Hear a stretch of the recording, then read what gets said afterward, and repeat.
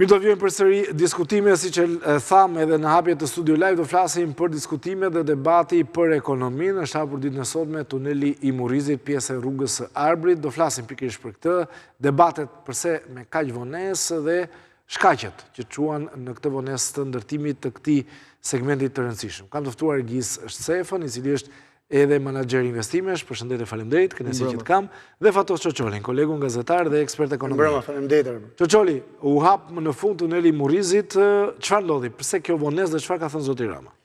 Atëherë, vonesat e mëparshme nuk po i diskutojnë. Dibranët kanë gati një shekull që po e presin këtë vepër, që nga rruga e famshme e karvaneve, që ka qenë përpara, dhe lidhte Dibrën me Tiranën, një shekull e gjysmë përpara. Kështu që le të mos flasim Arber sidomos për 2-3 qeverisjet e mëparshme që kanë provuar të bëjnë në një segment, por nuk kanë arritur të bëjnë në një gjë të madhe. Realisht filloi para 5 vitesh, dhe për këtë i duhet dhënë merit, si thua, Ministrisë së Infrastrukturës dhe të Energjetikës që arriti të bëjë diçka konkrete, u vonua më shumë se një vit, sepse hapësira gjeologjike tek tuneli i Murrizit është me shumë ujëra nëntoksore. Dhe ishte e pamundur që, siç ishte planifikuar, tuneli të realizojë brenda kohës së planifikuar. Çfarë u bë? U ra dakord që qeveria që ndërkohë kishte marrë përsipër një kosto rreth 400 milion euro për gjithë rrugën, të mos paguante më për çdo ditë më shumë në ndërtim dhe vonesë në ndërtimin e tunelit. Dhe kështu ra dakord. Pra koncesionari privat, kompania e ndërtimit që e ndërtoi rrugën e Arbrit, ra dakord që të mbante punëtorët në punë, pra të kishte shpenzime ekstra, me muaj të tërë, shkoi 12 muaj më shumë, pikërisht sepse morfologjia nuk ishte shkëmb, ishin thjesht ujëra nëntoksore, gërmoje dhe dilnin. Madje ka edhe prova filmike për këtë gjatë gjithë kohës së ndërtimit të tunelit, dilnin vetëm ujëra nëntoksore.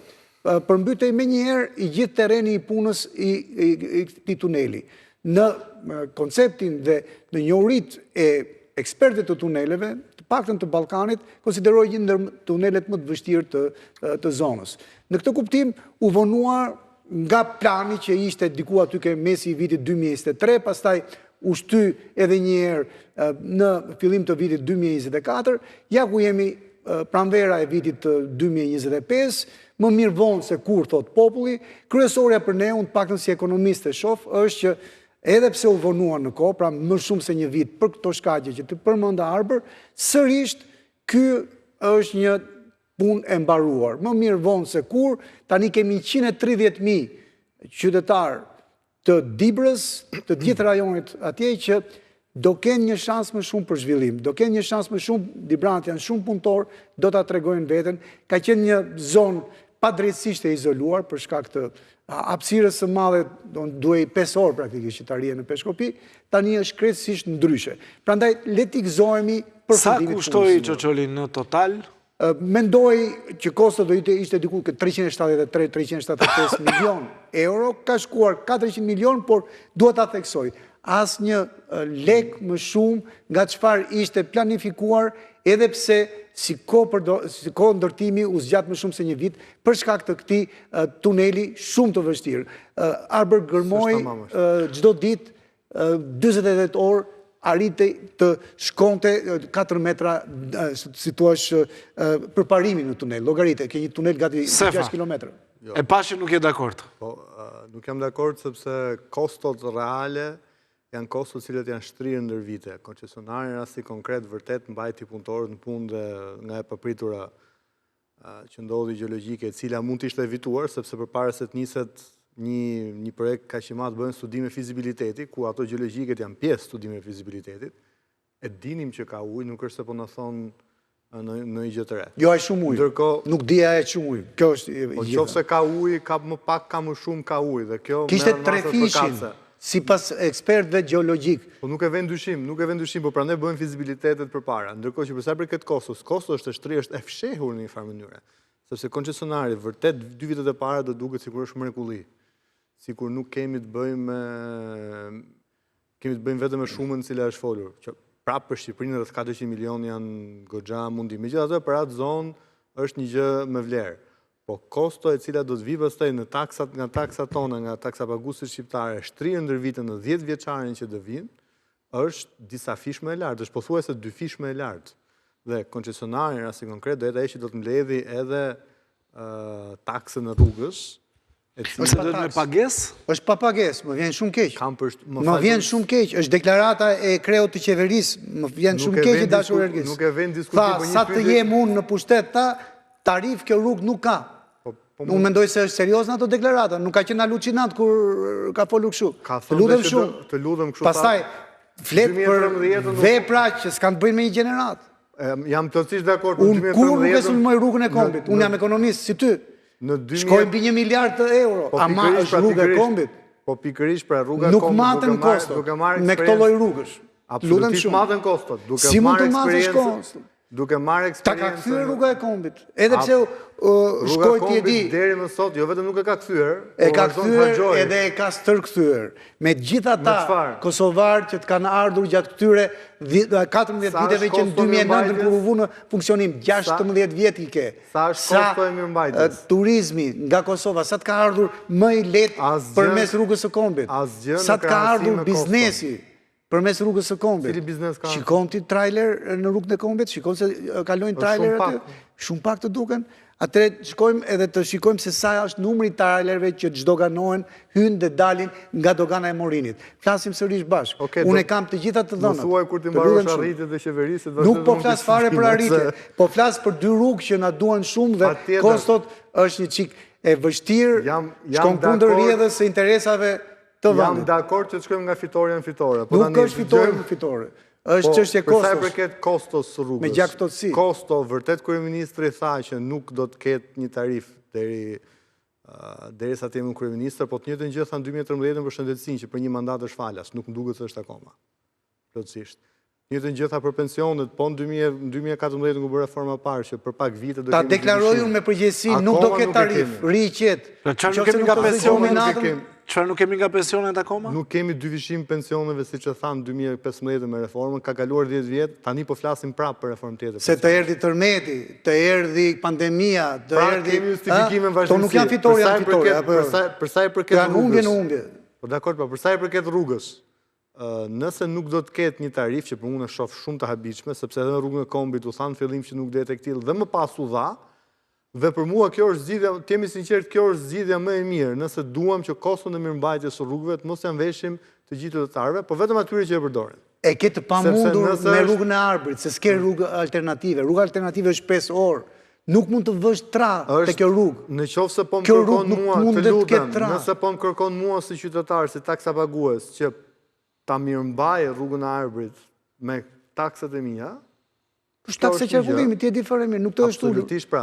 Absolutisht do duhet. Ti e di se sa e ke në vit. Do duhet të shtohet. Efektin e taksës së qarkullimit. Do duhet të shtohet sepse me atë taksë qarkullimi që ne kemi tani, ne mbulojmë infrastrukturën që kemi. Nëse shtohet dhe nuk ka plan për ta shtuar taksën e qarkullimit. Po të ketë plane për ta shtuar qeveria, jam unë i pari që dal para kryeministrisë dhe protestoj. Në këtë vit jo, po të shohim në shtator tetor kur bëhet projekt buxheti. Do flasim sërish. Këtu jemi. Shikojmë, në këtë vit kam angazhimin tënd që do jesh kurajos gjithnjë dhe do vish tatuash fjalën tënde. Patjetër, tani e thën kjo, përveç faktit që kemi një shtyrje në kohë, ajo që është më e rëndësishme për të thënë është që përveç rrugës arterës kryesore, unë nuk shoh që të kemi edhe një përhapje më kapilare në për ato zona, sepse ato janë zona shumë të rëndësishme, sidomos për agroturizmin, apo për shtimin e paketës ofertës turistike që mund bëjë Shqipëria për te turizmit bregdetar që tashme e kemi dhe kemi fokus. Po xhepa një rrugë kryesore mund të shtosh sa të duash. Po duhet të ishte planifikuar që në fillim dhe jo mund të planifikohen edhe të kryen njëkohësisht që ti vë gjurmën mbi rrugën kryesore. Absolutisht mund planifikohen. E ke parë urën që lidh dy pjesët e tunelit Murizit? Ura Vashës është ndoshta një nga veprat më të mira që ne kemi. Po të lutem shumë tani, më në fund fole. Më në fund fole drejt, më në diskutim që duhet. Çfarë nuk shkon sipas te ESF-a, për ta bërë më konkrete edhe për njerëzit që na ndjekin. Po nëse më blen të flasë dhe mund ta them. Çoçoli. Tani lejo e pak të flasë. E them e para, ajo që nuk shkon është kozgjatja, ajo që nuk shkon është. Sa shkoi? Shkoi 2 vjet më shumë se ç'duhet. Mos gabojmë 6 apo 7 vjet. Shkoi 7. 7 vjet. Shkoi 7 vite për një aks i cili nuk është 5000 kilometra. të jemi të sinqertë. Me vërtet është mes maleve, po gjithë Zvicra është mes maleve dhe nuk i ka shkuar rrugët ka gjatë. Nuk është se Zvicra ka male më pak të gjeologjikisht më pak të dobta se Shqipëria. Pra e para ishte vonesa, tjetër. E dyta është kosto e shtrirë në kohë. Këtë kosto të cilët ne e shohim që ka shkuar, nuk ka shkuar 400, reale do tjetër 450-460 milion euro. Kjo kosto e cila duhet të mbulohet nga buxheti i shtetit, sepse koncesionari nuk ta ka bërë falas, është biznes, ai ta ka bërë në mënyrë që ta rimarrë atë plus fitim të shtrirë në kohë. Do të marri 550-600, pra do të marri një kosto shumë të madhe e cila do të vi nga taksat e mia. Në momentin që unë nuk do të ngrej, nuk do të vendos një tarif, një taks rrugë, atëherë do duhet që unë ta nxjerr nga taksat e mia këtë kosto që ka rruga, nga taksat e gjithë neve, gjithë në qytetarëve, që të paguajmë koncesionarin që e ndërtoi, të shtrirë në kohë, dhe nga ana tjetër, mirëmbajtja këtyre rrugëve është jashtëzakonisht e kushtueshme. Si do të bëhet mirëmbajtja? Nëse do të mbahet po nga buxheti i shtetit, do të jetë një kosto e cila do t'i bie prapë qytetarëve. Në momentin që i bie qytetarëve, unë nuk njoh mënyrë tjetër përveç se dy formave që ka për të mbledh para qeveria. O merr borxh, o merr taksat. Mund të flasë tani? Tjetër apo këto janë? Jo, do ta mbaroj Ergisi. Po. Jo, këto janë kryesorët. Unë edhe kërkoj ndjesë, sepse nga pasioni mund të qëlloj që her pas here edhe debatojmë, po tek e fundit është edhe formati i bisedës i mikpritësit tonë. Pse kishte edhe të ngacmonte pak, ose ti e kupton? Nuk jam dakord që koncesionarit do i japim 50% më shumë nga 400 milion që është kosta, për mendimin tim nuk është shkuar 450, megjithatë kjo hapësirë për diskutim 600 milion. Pse? Sepse në kontrat, po ta shikosh me shumë kujdes, nuk është përqindja e kredive e mbuluar nga buxheti i shtetit që mund të marrë koncesionari gjatë periudhës së realizimit të veprës. Pra, nuk kemi ne kosto shtesë, që thuash që ishte me kontrat 400 milion dhe shkoi 600 milion. Me kosto oportune jam shumë dakord, hajde ta diskutojmë, edhe pse qytetarët e kanë pak vështirë koston oportune të shtrirë në vitet që do të kryhet pagesa e këtij koncesioni të dhënë. Në gjykimin tim, 400 milion është kontrata, aq do t'i japim nga taksat tona. Edhe një herë, kjo rrugë nuk ka moral që të ketë tarif. Pse? Sepse për ata 130.000 që janë të izoluar derisa u inauguruar ky tunel pikërisht sot, ishin të izoluar jo për fajt të tyre. Ti e di mollën e mrekullueshme të Dibrës, ti e di ato qershit e mrekullueshme të Dibrës, ti e di se sa njerëz mikpritës janë dhe se sa të jashtë 4 fishuar, të lutem shumë, 4 fishuar numri bujtinave. Do të 10 fishohet, miku im. Ja do ta shikosh ti të nesërmen, që nga nesër, që shkon për 2 orë deri në Peshkopi. Dhe ti e di fare mirë që deri në mes të prillit do të mbaroj edhe ai segmenti i fundit që ka ngelur. Nga dalja e tunelit pra Maqellar deri në shumë bukur. Kush është plani integruar që pikërisht të japim një zhvillim biznesit sezone? Pra, okay, e bëm rrugën. Po kush është plani integruar që ta promovojmë akoma dhe më shumë turizmin këtë zona, që të çojmë sa më shumë turistë, që të lejmë sa më shumë të ardhura? Po. Atëre, ti e di nuk ekziston. Ka Dibra është 80%, besoj e di, unë nuk jam Dibran, besoj as zotrote nuk je, por ama 80% është strukturë malore, ti e di fare mirë. Atëre paketa e maleve për çfarë si pas te? Është pikërisht për ata Dibran që do duan të ngrenin një bujtin atje dhe ta marrin me 1 euro atë sipërfaqen e tokës që duan.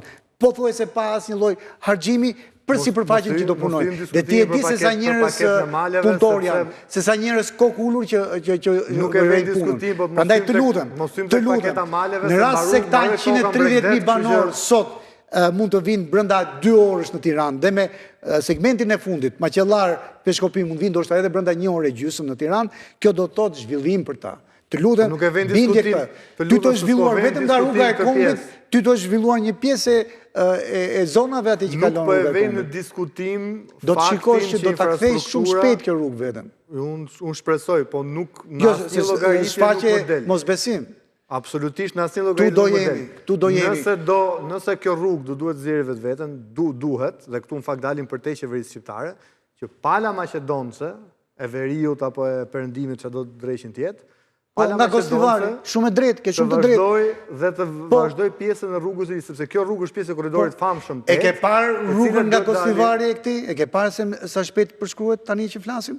Në rast se kjo rrugë e re e ka mesataren e përshkrimit 80 km/h, duke qenë dhe rrugë malore, ti e di. 65 e ka mesataren Gostivar deri në orë. 75 ti e di shtohet pastaj me kalimin e pjesës në autostrat deri në Shkup. Prandaj të lutem. Po them këtë që do duhet dhe nga Por shkueshmëria është krejtësisht e mirë nga IKRA. Po pra edhe një herë, Fatos, po them që nga ana e Maqedonisë do duhet bëhet gjithashtu një sforcë nga mund të zgjerohet, jam dakord me ty. Në mënyrë që të kemi një vazhdimsi të kësaj rruge. Ama për të kthyer rrugës nuk po të shajë. Trafiku i rrugës nuk po të shajë nga dhe Gostivari patjetër, po shajë qeverisë sa duash, unë nuk jam avokati i qeverisë. Këtu lejon kritika, sharja nuk i lejon. Kritika po, sa duash. Në kuptimin kritikoje, ke shumë të drejtë, nuk është Qeverina as parti nuk po ta kritikoj pa merak. Unë s'kam as parti as qeveri, më zotëri. Tani, po partinë në pushtet në qeveri, nuk po ta kritikoj absolutisht. Po jo, më kritikoje sa të duash. Nëse do të shikojmë pa e sharë, dakord jam me Arbrit. Sepse ekonomia dhe sidomos infrastruktura është laps dhe letër. Emocionet mund i kemi ditën e parë, ditën e dytë, po kur të vi puna, pasaj që të kryet mirëmbajtja, do duhet bëhen akset dytësore, që janë pjesë shumë e rëndësishme një rrugë akset dytësore, ato të gjitha janë kosto shtes. Tani, ajo kosto shtes. Si që kushton 35 milion euro kostoja vjetore e rrugës së Kombit, dakord me ty jam. E cila mbahet nga kush, një pjesë nga fakti që ne paguajmë një tarif dhe pjesë nga buxheti i shtetit.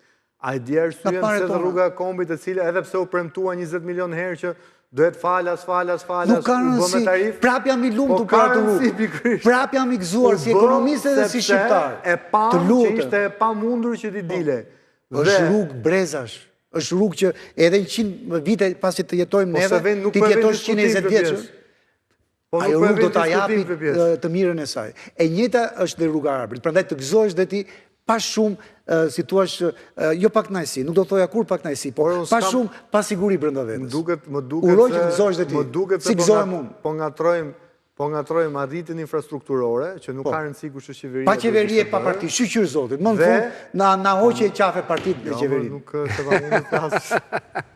Nuk i kritikojmë as partit as qeverit. Po kritikoj sa të duash më vëllai. Mirë, u rikthyer përsëri transmetim të drejt për drejt, po më shkojnë njerëzit. Pra është një rrugë, Sefa dhe Çoçoli, është një rrugë që ndërtoi koncesionari me lekët e tij. Apo jo? Ja të shpjegojmë atëherë. Ta si u ndërtua fillimisht. Ta shpjegojmë qytetarëve skema, mënyrën si është zgjedhur. Nuk është vetëm kjo rrugë, ka dhe rrugë të tjera dhe do të ketë dhe tjera, siç është në planin e qeverisë për ta bërë. Okej. Qeveria nuk jep para nga buxheti i shtetit për të ndërtuar këtë rrugë, pra nuk e bën vetë. Çfarë bën? Merr një biznes dhe i thotë, ndërtoje vi rrugën, dhe mbasi ta ndërtosh me fondet e tua, si biznes ose kreditohu nga një bankë, siç është rasti konkret i kompanisë e cila ka marrë dhe kredi në bankë shqiptare për të ndërtuar, dhe më pas, mbasi të mbaroj rruga, për një periudhë të caktuar vitesh, unë do të shlyej me këste. Mirë po, si biznes, që është pala tjetër, nuk do të shlyesh vetëm koston që ka kushtuar rruga, rasti konkret, ja po marim atë që thotë Çoçoli 400 milion, që është më shumë, por do të shlyej dhe fitimin e munguar që ka biznesi. Gjë për të vënë për shumë përshtypje është në kontratën që ka aktualisht, ne nuk e dim në vitet që do të shtrihet sa do të jetë kësti që paguhet dhe sa do të shkojë totali. Sa mund të shkojë sipas teje, Sefa? Për mua do të shkojë patjetër 550 milion, pra mbi 100 milion më shumë. Jo them, sa paguhet në muaj, sa paguhen shteti shqiptar, po në vit. Jo, është pagesa vjetore, parashikimi në projekt buxhetin afatmesëm që bën, në planifikimin që bën Ministria e Financave për shtetin shqiptar, bëhet një cikël 3 vjeçar. Dhe në vitin e parë, në këtë vit kemi një atë quhet grace period, pra periudhë falas, që nuk paguat asgjë. Ama, ashtu si me kredit, që ti ke një normë fikse vitin e parë dhe dytë, po nga viti 3 dhe mbrapa, trefishohet ajo norma. Kështu është dhe rasti konkret. Ne dim deri në 3 vite se sa do jenë këstet. Sa do jenë, afërsisht? 20 milion në vit, mos gaboj. Ama, euro gjithmonë. Euro gjithmonë. Por nga viti 4 të mbrapa do duhet të shohim planifikimin e ri, se nga 40 pak mund na shkojë edhe 60 në vit, mund na shkojë edhe 70 në vit. Në themel ne duhet kuptojmë që një biznes nuk e bën atë gjën për të humbur apo për të nxjerrë koston e vet. E bën për fitim. Kush do paguaj fitimin? Është më mirë kjo për ta lehtësuar buxhetin e shtetit, nuk e rëndon me një herë, po gradualisht apo jo. Unë problemin nuk e kam me infrastrukturën dhe masetet, ato janë gjëra që duhen sepse japin impakt, e kam me menaxhimin dhe transparencën. Sa do paguhet deri në fund? A është kontrata e mirë përcaktuar me ndonjë rregullim për shkak të inflacionit patjetër, dhe a e dim ne në mënyrë transparente të gjithë koston që do e paguajmë po ne. Sepse ti mund ndodhi që edhe e paguan koston dhe mas 2-3 vitesh, po ky kryeministër apo qoftë një kryeministër tjetër, nuk ka rëndësi, vendos edhe një taks për atë rrugën, që është një ardhur shtet, një kosto shtesë për atë qytetarë që do bëjnë. Mundem? Këtë nuk dim. Atëherë Ergis, po drejtohem ty sepse te disa gjëra që gjykoj se janë debat. Së pari, ti thua që do jetë shumë më tepër se 400 milion. Po absolutisht. Unë e vë bazë publik që do jetë vetëm aq për 3 arsye shumë të thjeshta. Së pari, në kontratë, nëse e ke lexuar me kujdes, hajde vendosim bazën këtu para gjithëve. Do jetë shumë, do jetë bazë publik, ë? Bazë publik. Bazë publik do të jetë. Kërkoj falje publikën nëse del ajo nuk do të jetë 400 milion, po do të jetë 10 milion më shumë. Mos themi 100 milion. Do të jetë 400 milion dhe i ka kursyer kjo qeveri, di brandve dhe gjithë ne të tjerëve që paguan për atë rrugë, rreth 45 milion çfarë? Pagesa shtesë për punonjësit gjatë 2 viteve që u kalua afati i realizuar sipas kontratës për shkak të vështirësive në tunelin e Murizit, që ishin vështirësi të forca majoris, nuk ishin vështirësi të shkaktuara, ishin vështirësi nga trulli që doli shumë i langshëm, shumë me tepër aty. Po të them edhe një herë, biznesi ka bërë llogaritë e tij dhe unë nuk jam këtu për të mbrojtur pozicionin e biznesit. Unë jam për të mbrojtur ose sulmuar pozicionin e taksave tona. Dhe pozicionin e taksave tona më thonë që në rast se pas 1 marsit, se atëre ka qenë afati i fundit, të 2023-shit, të kujtohet mirë? Të kujtohet? E ke lexuar? Jo, më kujtohet, unë i kam gati me memorie fotografike.